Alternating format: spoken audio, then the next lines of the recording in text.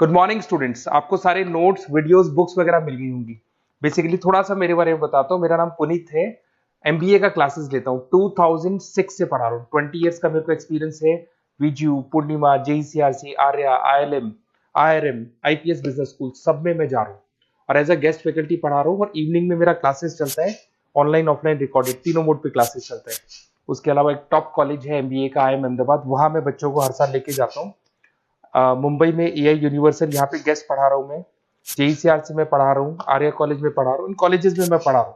देखिए, राइटर भी हूँ। 2008 से मैंने बुक्स वगैरह लिखना स्टार्ट कर दिया था। यूट्यूब पे सारे वीडियोस मिल जाएंगे, रिकॉर्डेड लाइव लेक्चर सब कुछ मिल जाएंगे। बस एक छोटा सा इंपॉर्टेंट डिस्कशन आप लोगों से करना था। एमबीए आप कहीं से भी करें, थोड़ा सा मेरे से आप डिस्कस करके अगर आप एमबीए ज्वाइन करते हैं तो आप थोड़ा सेफर मोड में रहेंगे। उसका रीजन बताता हूँ क्यों। क्योंकि मेरे को जो एक्सपीरियंस है ना 20 इयर्स का, एमबीए में प्लेसमेंट होगा कि नहीं होगा, कॉलेजेस कैसे पढ़ाते हैं, क्या उनका प्लेसमेंट स्ट्रक्चर है, क्या इंटरनल एक्सटर्नल इन्फॉर्मेशन है, मेन चीज अंदर क्या चल रहा है उनके। क्योंकि मैं तो रेगुलर कॉलेजेस में जा रहा हूँ तो मेरे को पता है कौन से कॉलेज में क्या चल रहा है। तो आप मेरे से थोड़ा सा एडवाइस लेके अगर आप एडमिशन लेते हैं तो थोड़ा सा सेफर जोन में रहेंगे। बाकी आपके डिस्टेंस के ऑनलाइन के एडमिशन, मणिपाल हो गया, एमएटी हो गया, ज्ञान विहार हो गया, तो यहाँ भी आपको अवेलेबल हो जाएंगे। तो आप अगर एडमिशन लेते हैं तो प्लीज मेरे से कंसल्ट करना। हो सकता है कि मैं आपको एक बेस्ट कॉलेज बता पाऊं और एक सेफर जोन में लेके जा पाऊं। क्योंकि एडमिशन लेने के बाद बच्चों को लगता है कि यार गलत जगह चले गए। Okay, best of luck. मेरा नंबर आपके पास है। साथ के साथ अगर आपको कोई और क्वेरी चाहिए तो मेरे को व्हाट्सअप करें या कॉल कर सकते हैं। Okay, best of luck. कोई विज्ञापन देखकर कभी ऐसा लगा है कि वाह, क्या आइडिया है। अक्सर लगता है। लेकिन क्या वो कामयाबी सिर्फ एक अचानक आए शानदार आइडिया का नतीजा है, या उसके पीछे एक पूरा साइंस, एक सोचा समझा ब्लूप्रिंट काम कर रहा होता है? ये सवाल ही एक तरह से पूरी इंडस्ट्री का सार है। हमें स्क्रीन पर जो दिखता है वो तो बस 30 सेकंड की क्रिएटिविटी होती है। हाँ। लेकिन उस क्रिएटिविटी को कामयाब बनाने के लिए महीनों की स्ट्रैटेजी लगती है। एक महान आइडिया बिना सही रणनीति के, आप यूं समझिए कि एक तेज रफ्तार कार है बिना स्टीयरिंग व्हील के। बिल्कुल। और आज हम उसी स्टीयरिंग व्हील पर, उसी ब्लूप्रिंट पर एक गहरी नजर डालने वाले हैं। हम बात करेंगे विज्ञापन की दुनिया के उस ऑपरेटिंग सिस्टम की जिसे 5M मॉडल कहते हैं। ये वो 5 बड़े फैसले हैं जो तय करते हैं कि कोई भी एड कैंपेन इतिहास बनाएगा या बस शोर में गुम हो जाएगा। सही कहा। आज का हमारा मकसद यही समझना है कि कैसे ये 5M, mission, money, message, media और मेजरमेंट, ये एक साथ मिलकर एक कैंपेन को दिशा देते हैं। और ये सिर्फ बड़ी बड़ी कंपनियों के लिए नहीं है। अच्छा। एक छोटे स्टार्टअप से लेकर एक बड़े ब्रांड तक, ये हर किसी के लिए एक लॉजिकल ढांचा है। ठीक है, तो चलिए इसकी परतें खोलते हैं। शुरुआत करते हैं पहले और सबसे बुनियादी M से, मिशन। मिशन।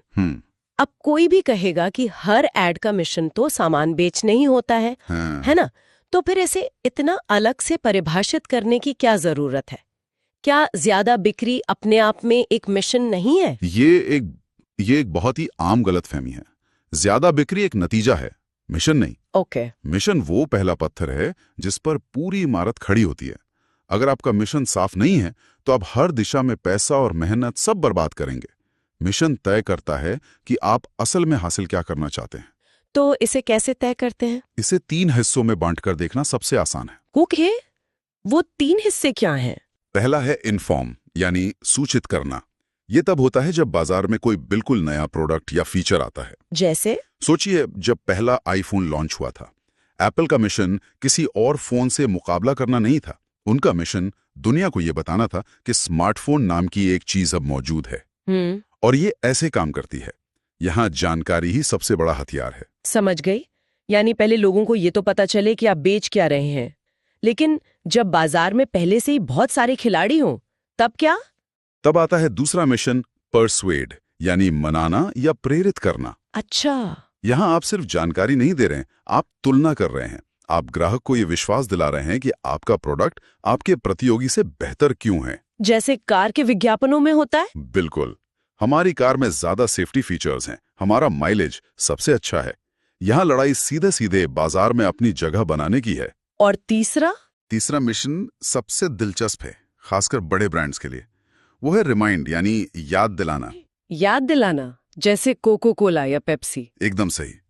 कोको कोला जैसी कंपनी अरबों डॉलर सिर्फ इसलिए खर्च करती है ताकि हम उनका नाम न भूल जाएं। ये तो हमारे दिमाग में बने रहने का किराया देने जैसा हुआ।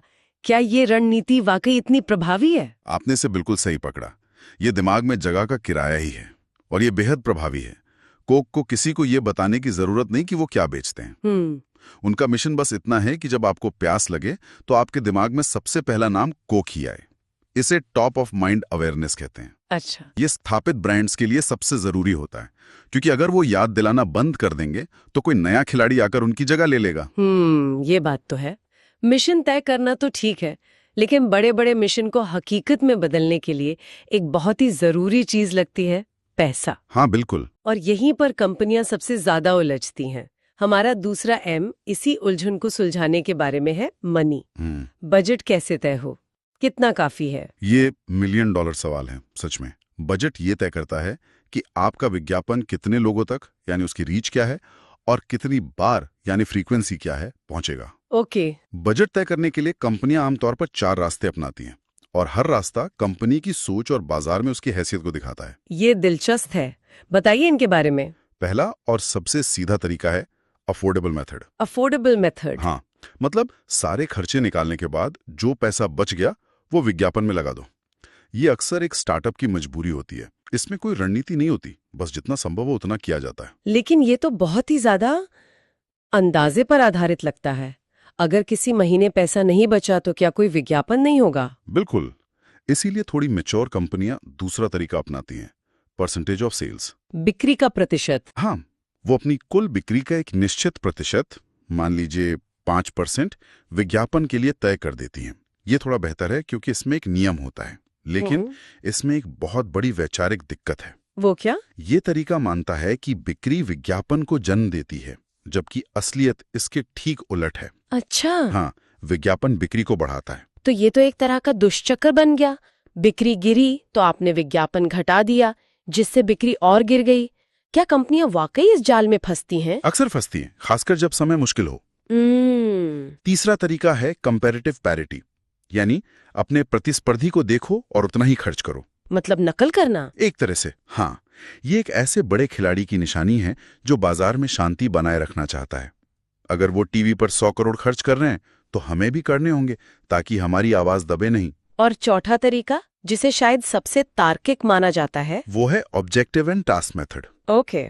ये सीधे हमारे पहले एम यानी मिशन से जुड़ा है। यहां आप कहते हैं, मुझे इस शहर का 20% मार्केट शेयर जीतना है। इसके लिए मुझे 50 लाख लोगों तक पहुंचना होगा और उन्हें हफ्ते में 3 बार अपना ऐड दिखाना होगा। इस काम को करने के लिए टीवी, डिजिटल और प्रिंट पर इतना इतना खर्च आएगा। अच्छा, तो ये बजट को खर्च से हटाकर एक निवेश बना देता है। बिल्कुल।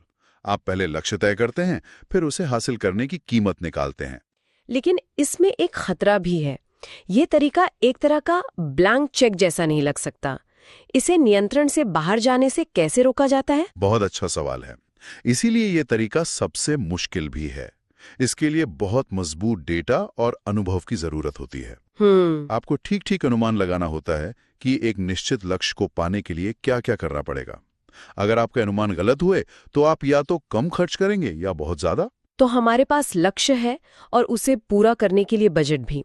अब आते हैं उस हिस्से पर जिसमें जादू होता है। हाँ, क्रिएटिविटी। हमारा तीसरा एम, मैसेज। एक अच्छा संदेश क्या होता है? वो कौन सी बात है जो एक विज्ञापन को यादगार बना देती है और दूसरे को भुला दिया जाता है? मैसेज विज्ञापन की आत्मा है। इसमें 3 चीजें बहुत अहम हैं। पहली है मैसेज अपील, यानी आप लोगों के दिमाग से बात करना चाहते हैं या दिल से? मतलब लॉजिक या इमोशन? हाँ, क्या आपका संदेश तर्कसंगत यानी रैशनल है या भावनात्मक यानी इमोशनल? एक लैपटॉप का ऐड आपको बताएगा कि उसमें कितनी रैम है, कौन सा प्रोसेसर है। ये एक रैशनल अपील है। ओके। वहीं एक जीवन बीमा का विज्ञापन आपको अपने परिवार की सुरक्षा की भावना से जोड़ेगा। ये एक इमोशनल अपील है। और दूसरी चीज है यूएसपी। ये शब्द तो हम सब ने सुना है।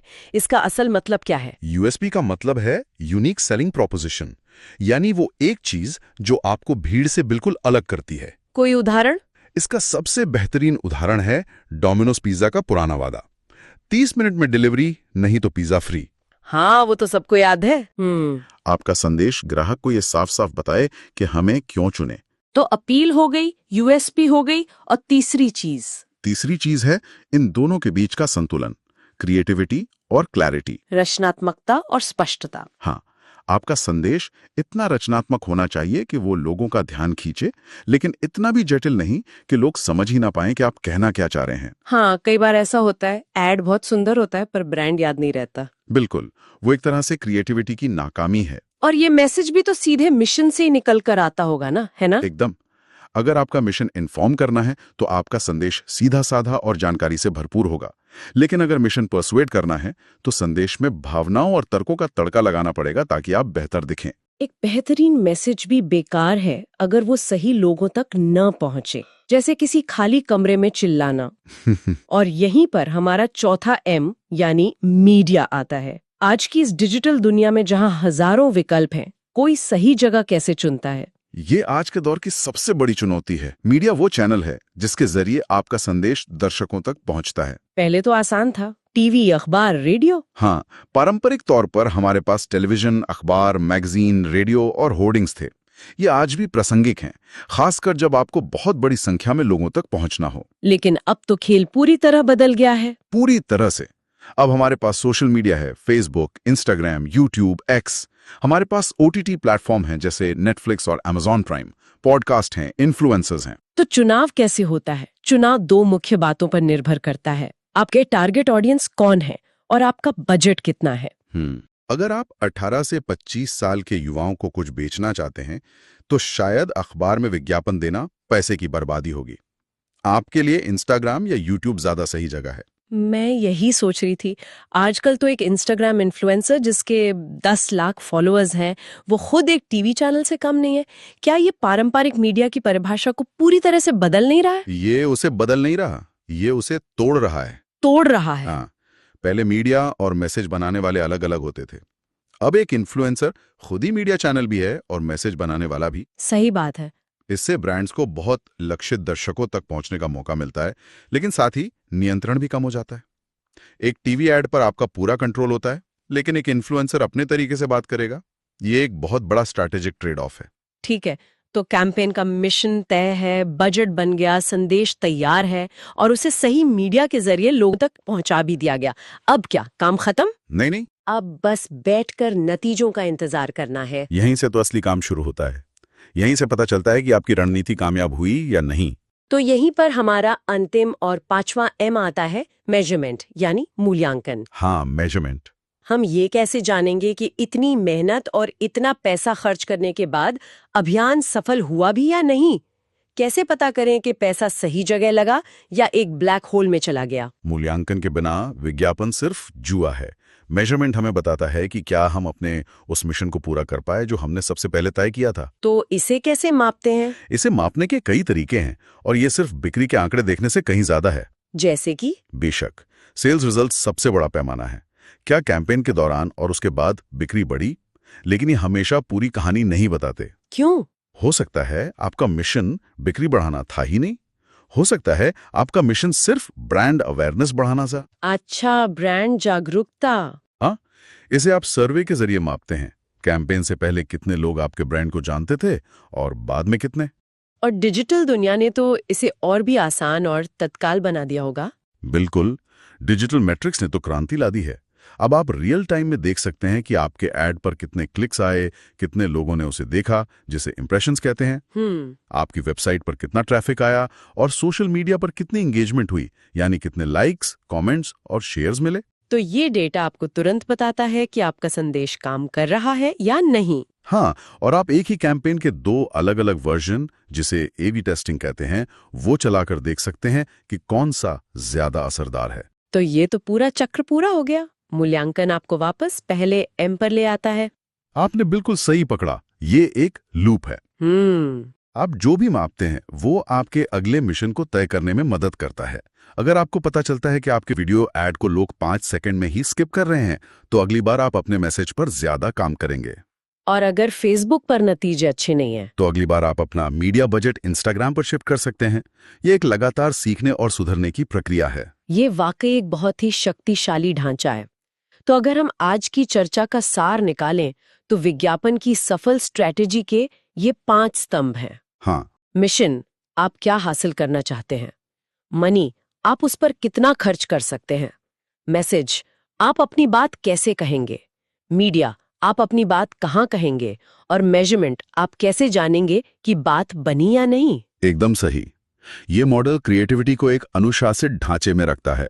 इससे अंदाजे की गुंजाइश कम हो जाती है और सफलता की संभावना बढ़ जाती है। यह किसी भी विचार को एक सफल अभियान में बदलने का एक तरह से नक्शा है। बहुत ही दिलचस्प। बिल्कुल। और मैं आज की इस चर्चा को एक विचार के साथ समाप्त करना चाहूंगा। जरूर। ये 5M का ढांचा दशकों से प्रासंगिक रहा है, लेकिन आज की दुनिया में जहां आर्टिफिशियल इंटेलिजेंस मतलब AI हाँ। कुछ ही सेकंड में आपके लिए विज्ञापन बना सकता है हाँ। और हर सोशल मीडिया इन्फ्लुएंसर अपने आप में एक मीडिया चैनल है। ये सोचना दिलचस्प है कि भविष्य में मैसेज और मीडिया के बीच की रेखा कितनी धुंधली हो जाएगी। जब एक AI आपके और मेरे लिए अलग अलग मैसेज बनाएगा और उसे हमारे फोन पर दिखाएगा, तो क्या ये पारंपरिक ढांचा इन नई सच्चाइयों के हिसाब से खुद को ढाल पाएगा? ये वो सवाल है जो आने वाले सालों में विज्ञापन की दुनिया को परिभाषित करेगा।